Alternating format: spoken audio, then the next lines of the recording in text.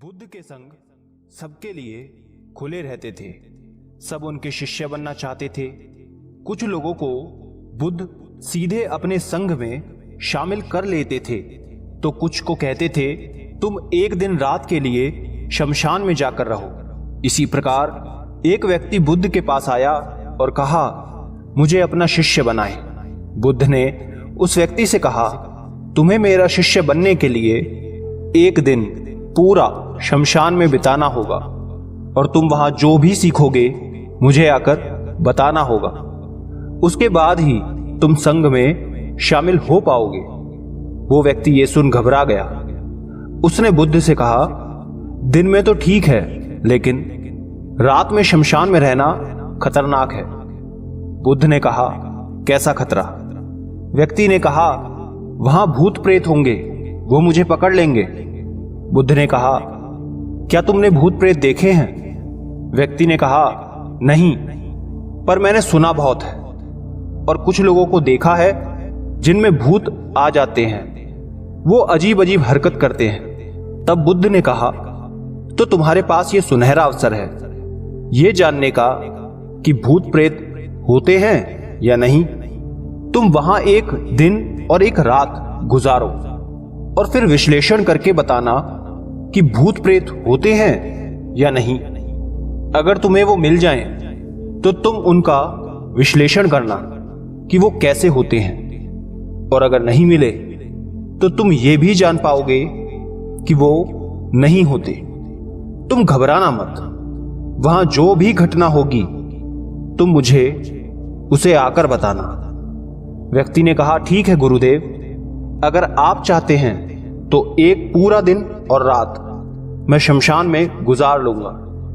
बुद्ध ने कहा, ठीक है, अभी तुम आश्रम में आराम करो और कल सुबह ही शमशान के लिए निकल जाना।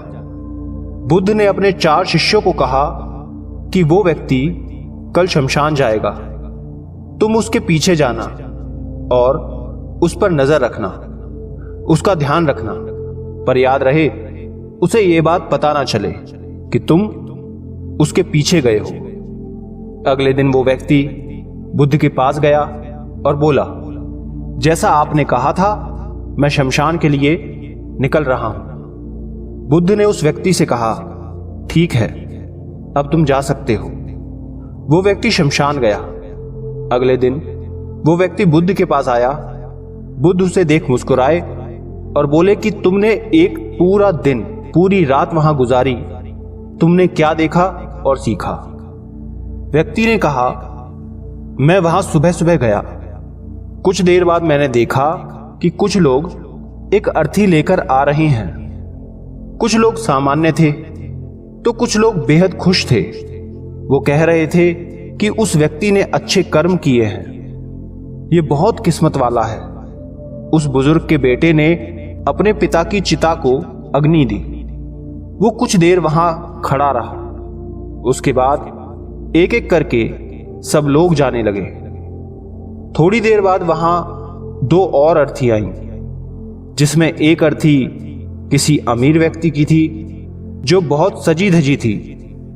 उसमें बहुत सारे लोग थे, जबकि दूसरी किसी गरीब व्यक्ति की थी जो बेहद साधारण थी।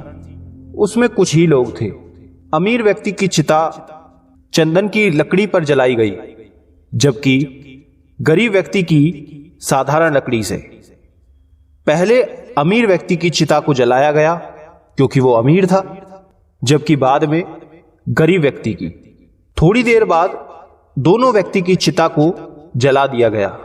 उसके बाद सभी लोग वहां से चले गए, लेकिन मैं वहीं खड़े उसे देखता रहा। बुद्ध ने कहा, तुमने उनकी चिता को देख क्या समझा? व्यक्ति ने कहा, बुद्ध दोनों की चिता समान थी। दोनों के शरीर उस चिता में जल भी एक साथ रहे थे। उसके बाद दोनों उसमें जल गए।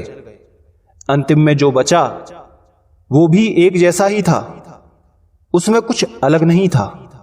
हे बुद्ध, उसके बाद वहां एक स्त्री की अर्थी आई। उस स्त्री का पति बहुत दुखी था और वहां आए सभी लोग भी काफी दुखी थे। वो सभी उसके पति को सांत्वना दे रहे थे। हे बुद्ध, उसमें मैंने देखा कि बहुत लोग काफी ज्ञानी थे। वो ज्ञान की बातें कर रहे थे। वो सब महाज्ञानी कह रहे थे कि यहां तो एक दिन सबको आना ही है। जीवन हमें ज्ञानता और परोपकार से जीना चाहिए। किसी को कभी भी कष्ट नहीं देना चाहिए। धन के पीछे हमेशा भागकर कुछ नहीं होता।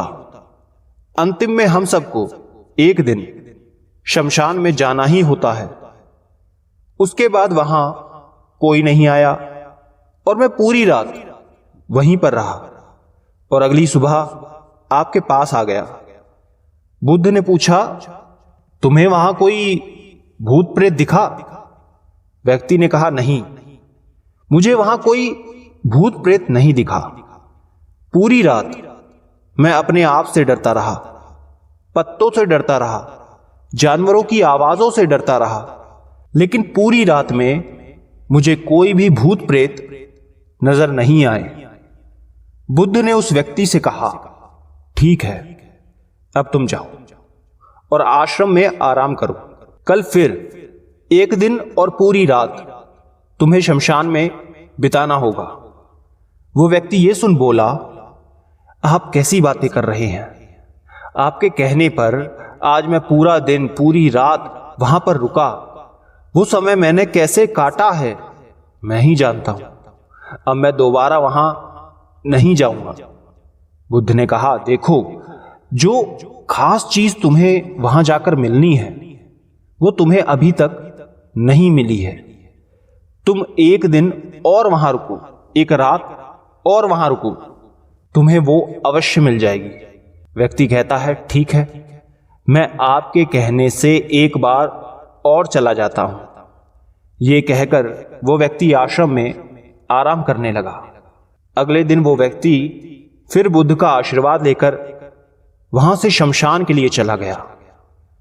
एक पूरा दिन बिताकर वो अगले दिन फिर बुद्ध के पास आया। बुद्ध ने पूछा, तो तुम्हें वो चीज मिली? व्यक्ति ने कहा, हां, मुझे वो मिल गई। बुद्ध ने पूछा, तो बताओ तुम्हें वहां क्या मिला? व्यक्ति ने कहा, मैंने देखा कि कुछ लोग शाम को मुझे अर्थी पर लेकर आ रहे हैं।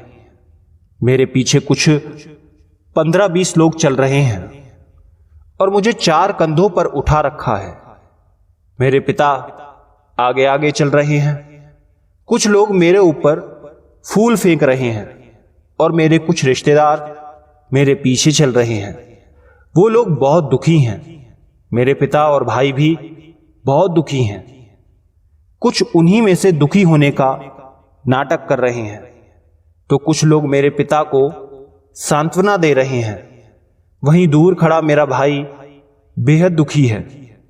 कुछ लोग उसे सांत्वना देकर बोल रहे हैं कि तुम ही अब सबके इकलौते वारिस हो। तो कुछ लोग कह रहे हैं, ये गलत हुआ। वो लड़का तो अभी जवान था, अभी तो उसने कुछ देखा भी नहीं था और उसके साथ ऐसी घटना हो गई। तभी मुझे अर्थी पर लिटा दिया गया और सारा क्रियाक्रम किया जाने लगा। मैं ये सब अर्थी पर लेटे देख रहा था। मैंने उस अर्थी से उठना चाहा, लेकिन मैं उठ नहीं सका। मैं सांस लेना चाहता था, लेकिन सांस नहीं ले पा रहा था, क्योंकि मेरे अंदर सांस नहीं थी। मैं अपने पिता को गले लगाना चाहता था, लेकिन मैं उठ नहीं सकता था। मैं अपने भाई को गले लगाना चाहता था, उसे कहना चाहता था कि तुम माता पिता का ध्यान रखना, लेकिन मैं बस लेटा देख रहा था, कुछ कर नहीं सकता था। उसके बाद मेरी चिता पर लकड़ियां सजाई जा रही थी। मेरा मुंह भी ढक दिया गया। मुझे अब उस चादर के पार कुछ नहीं दिखाई दे रहा। फिर उसके बाद मुझे गर्मी महसूस होने लगी। फिर मैंने देखा कि मुझे जलाया जा रहा है। मेरे हाथ पैर जलने लगे, मेरी हड्डियां, खाल सब जलने लगी। धीरे धीरे अग्नि और ज्यादा बढ़ गई थी। मैं वहां से उठना चाहता था, मेरा दम घुट रहा था, मैं सांस लेना चाहता था, लेकिन मैं ऐसा कुछ नहीं कर पा रहा था। मैं उस अग्नि में पूरी तरह खो गया। मैं पूरी रात खुद को ऐसे ही जलता देखता रहा। मैंने देखा कि अंतिम रूप से मेरे पास केवल मेरी राख ही बची हुई है। उस पूरी रात ना तो मैं डरा, ना ही मुझे डर का एहसास हुआ। पता नहीं कहां मैं पूरी रात खोया हुआ था। और सुबह होते ही मैं आपके पास आ गया। बुद्ध मुस्कुराए और बोले कि अब तुम संघ में शामिल हो सकते हो, और वास्तव में ध्यान और ज्ञान होने के लिए ध्यान का बीज अंदर होना बहुत जरूरी है। वो बीज तुम्हें वहां कल रात मिला, जब तुमने जाना कि वहां सब कुछ नश्वर है। इस दुनिया में सभी व्यक्ति शमशान में जाने के बाद ये तो देख लेते हैं कि सभी को वहां जाना है, लेकिन जैसे ही वहां से बाहर निकलते हैं वो ये सब भूल जाते हैं और फिर अपनी जिंदगी वैसे ही जीते हैं, वैसे ही कर्म करते हैं, वैसे ही अधर्म करते हैं, वैसे ही लालच करते हैं और वैसे ही क्रूरता दिखाते हैं। और जैसे ही शमशान में जाते हैं सब धार्मिक हो जाते हैं। पहली बार जब तुम शमशान में गए तो तुम भी उन्हीं ज्ञानी व्यक्तियों की तरह थे, जैसे कि वहां सभी महाज्ञानी व्यक्ति आते हैं। और जैसे ही तुम दोबारा वहां गए और आज वापस आए हो तो तुम्हारे अंदर भी ज्ञान का बीज उत्पन्न हो गया है। हम तब तक जीवन को नहीं समझ सकते जब तक हम मृत्यु को नहीं जानते। जो व्यक्ति बीमार है वही स्वास्थ्य के महत्व को समझ सकता है। जो ध्यान का बीज तुमने कल रात पाया, अब उसे तुम्हें लक्ष्य बनाना है, और ऐसा विशाल लक्ष्य तुम्हारे अंदर उत्पन्न होगा जो सभी को ध्यान की छांव से परिपूर्ण करेगा। दोस्तों, आपने क्या सीखा इस कहानी से कमेंट में लिखकर जरूर बताना।